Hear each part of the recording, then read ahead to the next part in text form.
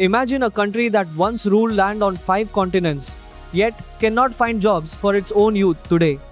According to Eurostat, youth unemployment here has stayed above 30% for over a decade, one of the worst in Europe. Centuries-old cathedrals fill nearly every town square, built by one of the most devoutly Catholic populations in Europe. Yet, red light districts sit just blocks away from those same churches, operating openly for decades without much tension. Every summer, crowds pack into ancient arenas to watch men run just inches from charging bulls. According to official records, dozens of runners are gored or seriously injured during these festivals nearly every single year. An empire that once controlled a quarter of the globe now risks its own people for a centuries-old tradition. Welcome to Spain. Picture a small peninsula tucked between two seas, guarded by mountains on almost every side. Spain sits at the very edge of Europe, close enough to Africa that you can see it on a clear day. For nearly 800 years, Muslim rulers from North Africa controlled most of this land, building palaces and libraries that still stand today. Christian kingdoms slowly pushed south for centuries, finally reclaiming the entire peninsula in the year 1492. That very same year, a Spanish-funded voyage sailed west and stumbled onto an entirely new continent by accident. Within decades, Spanish ships were crossing oceans in every direction, claiming land far larger than the home country itself. Modern Spain today covers roughly the size of California, yet once controlled territory stretching across 5 continents. Its economy now ranks among the 15 largest in the world, built on tourism, farming, and manufacturing combined. Nearly 50 million people call this country home, spread across regions with widely different languages and traditions. Some regions speak Spanish as their only tongue, while others grow up speaking Catalan, Basque, or Galician instead. Tourists flock here by the tens of millions every single year, drawn by beaches, food, and centuries-old cities. Behind that postcard image sits a much more complicated story, one built on empire, faith, and struggle. To understand this country, you first have to understand what it once was and what it lost along the way. That history explains almost everything strange about Spain today, including contradictions most visitors never notice. Picture a map from the year 1600, when Spanish flags flew over nearly a quarter of the entire globe. Mexico, Peru, Argentina, Chile, and the Philippines all answered to a single king sitting in Madrid. Silver mined in South America filled Spanish ships bound for European ports almost every single month. Historians estimate this empire moved more precious metal across oceans than any nation had ever managed before. That wealth built palaces, funded wars, and made Spain the most feared power in the entire world. Fast forward to today, and the picture looks completely different for this same proud nation. According to Eurostat, youth unemployment in Spain has stayed above 30% for well over a decade. Millions of young Spaniards hold college degrees, yet cannot find stable work anywhere close to home. Many still live with their own parents well into their late 20s, unable to afford independent housing. An empire that once commanded a quarter of the entire planet cannot build enough jobs for its own children. Economists point to a mix of factors, including a labor market that favors older workers over younger ones. Short-term contracts dominate entry-level jobs here, leaving young workers stuck without stability for years at a time. Meanwhile, older generations often hold permanent positions protected by strong labor laws from decades past. The gap between generations has only widened since the 2008 financial crisis hit this country hard. That crisis wiped out an entire construction boom overnight, leaving young workers with the fewest opportunities of all. A nation built on centuries of conquest now struggles simply to employ its own next generation. Walk through central Madrid at night and you will pass Calle Montera, one block from a major shopping street. Women stand along the street, offering paid services, operating openly within just steps of a busy metro station. Spain has never made selling sex a crime for the person doing it, leaving the entire industry in a legal grey zone. Only pimping and forcing someone into the trade are officially illegal under current Spanish law. That gap has allowed the industry to grow largely unchecked for decades across major Spanish cities. Barcelona has its own version in El Raval, a neighborhood just steps from the famous Las Ramblas Boulevard. Researchers have ranked Spain among the countries with the highest rates of paid sexual services in all of Europe. City officials have tried repeatedly to clean up these areas, yet demand has kept the industry alive for generations. Meanwhile, this same country struggles with an entirely different crisis playing out among its own young people. Thousands of Spanish graduates leave the country every year, searching for work in Germany, France, or the United Kingdom. This exodus of educated young people has earned its own nickname among economists here, a modern brain drain. Small towns across rural Spain have slowly emptied out as young families move toward larger coastal cities for jobs. Some villages now hold more retirees than children under the age of 18. Government programs have tried offering incentives for young people to stay in these shrinking towns, with mixed results so far.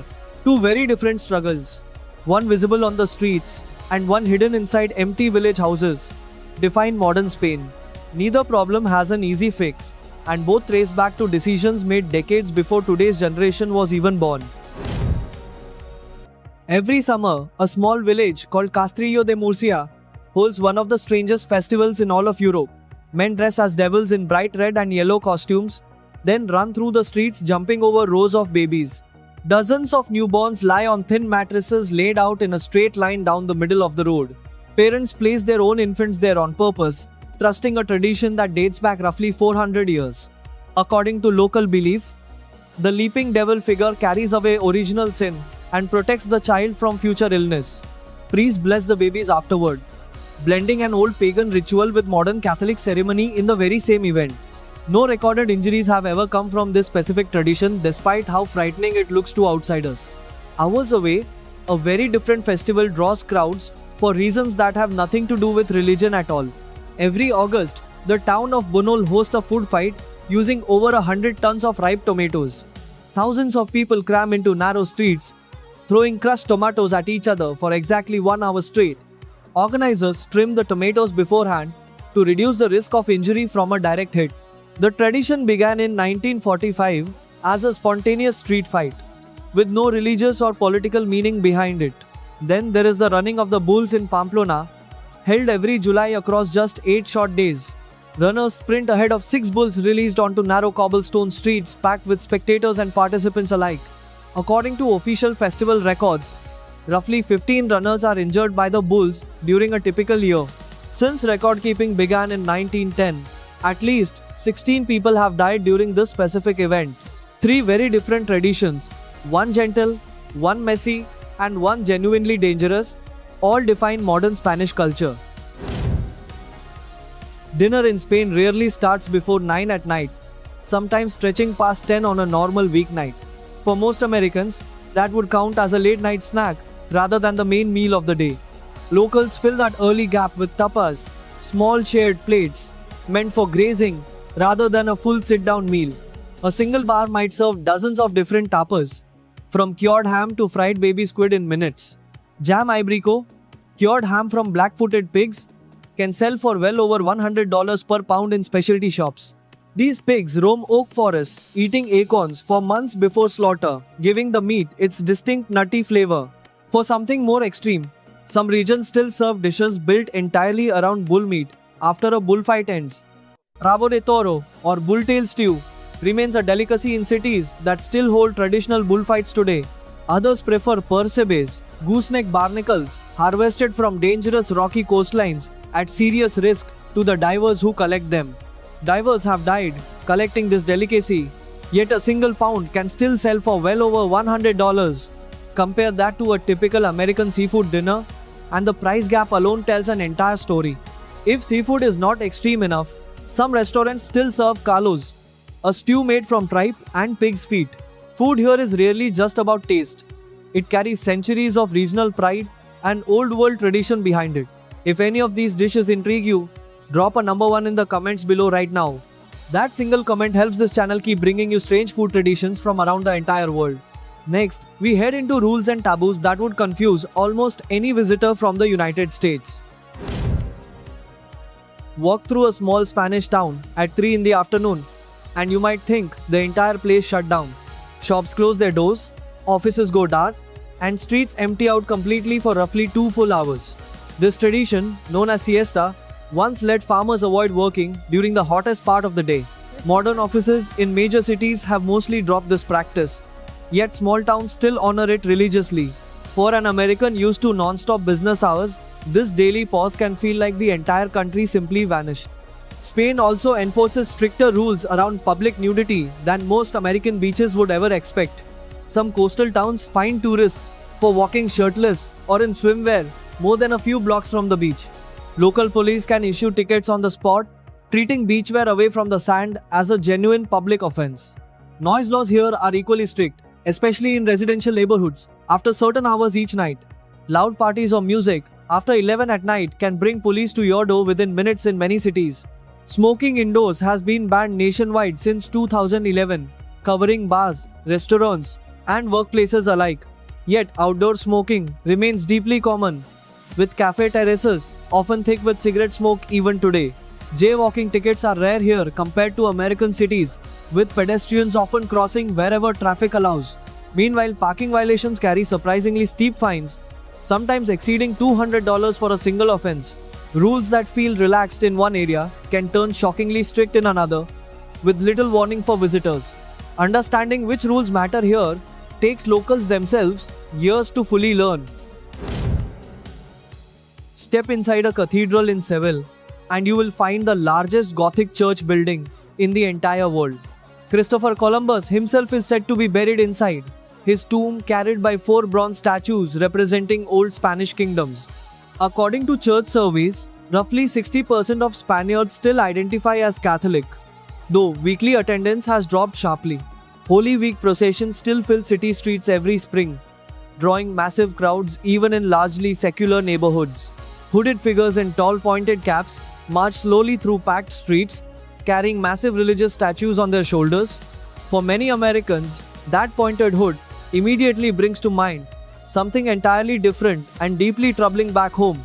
In Spain, this costume dates back centuries, meant purely as a symbol of penance and anonymous devotion before God. Local guides often explain this history upfront, specifically to avoid confusing or alarming first-time American visitors. Yet, just steps away from these same solemn processions, Spain tells a very different religious story entirely. In 2005, Spain became one of the very first nations on earth to legalize same-sex marriage nationwide. That vote passed years before most European countries and decades before the United States reached the same milestone. Catholic bishops publicly opposed the law at the time, yet public support for it kept climbing year after year. Today, national polls show a strong majority of Spaniards support same-sex marriage, even among practicing Catholics themselves. A nation built on centuries of strict Catholic tradition somehow became one of Europe's most progressive on this exact issue. Old world faith and modern civil rights now coexist here in ways that surprise almost every first-time visitor. That contradiction alone says more about modern Spain than almost any single statistic ever could. In August of 1492, 3 small ships left a Spanish port, headed toward waters no European had charted before. Christopher Columbus believed he would reach Asia, funded entirely by the Spanish crown after years of failed pitches elsewhere. Instead, his ships landed in the Caribbean, opening a path that would eventually reshape the entire world. Within decades, Spanish conquistadors had toppled empires across Mexico and Peru, claiming land far larger than Spain itself. Silver from Bolivian mines alone funded Spanish wars across Europe for well over a century straight. That golden age eventually collapsed, weakened by constant wars, overspending, and rebellions across its overseas colonies. Fast forward to the 20th century, and Spain faced a different kind of devastating conflict entirely.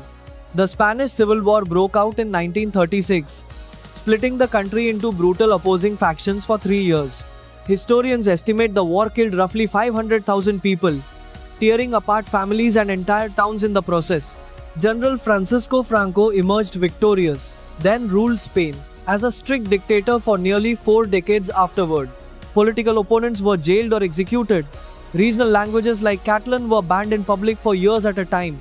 Franco died in 1975, opening the door for Spain to transition peacefully into a modern democracy.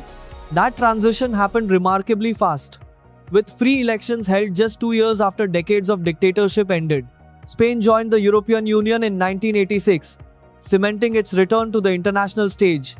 From empire to civil war to dictatorship to democracy, this country has rebuilt itself completely more than once. Few nations have swung this dramatically between global power and internal collapse within just a few centuries. In the early 2000s, Spanish banks handed out mortgages faster than almost any country in Europe. Construction cranes filled skylines from Madrid to the coast, building homes far faster than actual demand required. By 2007, Spain was completing more new homes each year than Germany, France, and Italy combined. Then in 2008, the global financial crisis hit, and that entire housing boom collapsed almost overnight. Property values crashed by roughly 30% nationwide, wiping out savings for millions of ordinary families. Unemployment shot past 25% within a few years, among the worst rates anywhere in the developed world. An entire generation of construction workers lost their jobs at the exact same moment banks stopped lending. Youth unemployment climbed even higher, peaking above 50% for Spaniards under the age of 25. Hundreds of thousands of young Spaniards left the country entirely, searching for work across Germany and the United Kingdom. Economists still refer to this period as one of the worst peacetime economic collapses in modern Spanish history. Recovery came slowly, built largely on tourism rather than the construction industry that once drove growth. Tourism now accounts for roughly 12% of the entire Spanish economy, among the highest shares in Europe. 80 million visitors arrive here most years, more tourists than the country's entire native population combined. That reliance on tourism carries its own risk, leaving the economy exposed whenever global travel slows down suddenly. The 2020 pandemic proved exactly that, crushing tourism revenue and unemployment spiking once again almost overnight. A country once built on gold from distant colonies now depends on visitors chasing sunshine and cheap flights instead. A one-bedroom apartment in central Madrid rents for roughly $1,000 a month on average today. Compare that to a similar apartment in New York or San Francisco, and the gap becomes impossible to ignore. A full dinner with wine at a mid-range restaurant here often costs under $30 per person total. That same meal in most major American cities would easily run double or even triple the price. Public healthcare here is available to nearly every resident, funded through taxes rather than private insurance premiums. Life expectancy in Spain now ranks among the highest in the entire world, often surpassing the United States by several years. Researchers point to the Mediterranean diet, heavy in olive oil, fish, and fresh vegetables, as one major factor behind this. Walkable cities also play a role, with many residents covering daily errands entirely on foot or by bike. Public transportation here runs cheap and reliable, letting many families skip owning a car entirely. A monthly transit pass in most Spanish cities costs less than $40, covering unlimited rides across the entire system. Beaches stretch along two separate coastlines, giving residents easy weekend access that most Americans would drive hours to reach. Paid vacation time here starts at a legal minimum of 30 days per year for full-time workers. Compare that to the typical American worker, who often receives 10 days of paid vacation if they are lucky at all. Lower costs and stronger safety nets help explain why life satisfaction here often outranks countries with far higher average incomes. Money alone clearly does not decide how happy or healthy an entire population turns out to be. If any of these numbers surprised you, drop a number 1 in the comment section right now. Flamenco did not begin as tourist entertainment. It grew from the pain and struggle of persecuted communities in southern Spain. Roma communities, along with Jewish and Muslim populations facing expulsion, shaped this art form centuries ago in Andalusia. Sharp guitar rhythms, sudden hand claps, and raw emotional singing all trace back to that shared history of hardship. Today, flamenco shows fill tourist venues nightly, though purists insist the real art still lives in small local bars. Spain is not one single culture wearing one single mask, it is several distinct identities sharing one national border. Catalonia, home to Barcelona, speaks its own language and has pushed for independence through repeated referendums over recent decades. In 2017, Catalan leaders held an independence vote that the Spanish government declared illegal from the very start. Police clashed with voters at polling stations, images that shocked viewers watching from across the entire world. The Basque country carries its own separate language, unrelated to Spanish, Catalan, or any other European tongue. Basque separatist violence killed hundreds of people across several decades before a lasting ceasefire finally took hold. Traditional Basque sports still test raw strength today, including men lifting massive stone blocks in public competitions. Galicia, in the country's rainy northwest, holds its own Celtic-influenced music and language distinct from the rest of Spain. One national flag somehow covers four completely different cultural identities, each fiercely protective of its own traditions. Understanding modern Spain means understanding that no single story or stereotype ever captures the entire country. Drive across southern Spain today and you will pass entire fields covered in solar panels stretching toward the horizon. Spain now generates over 50% of its electricity from renewable sources, among the highest shares in all of Europe. Wind farms line ridges across the countryside, taking advantage of strong Atlantic winds that blow almost year-round. The government has set a national target to reach 100% renewable electricity within the next 2 decades. Major automakers have also shifted factories here toward building electric vehicles for markets across the entire continent. Tourism officials are pushing a different kind of growth too, steering visitors away from a few overcrowded hotspots. Cities like Barcelona have started limiting new hotel licenses, trying to protect neighborhoods from overwhelming tourist crowds. Smaller regions are being promoted instead, spreading tourist money into towns that rarely saw foreign visitors before. Remote work has also reshaped parts of the country, with digital nomad visas drawing young workers from across the globe.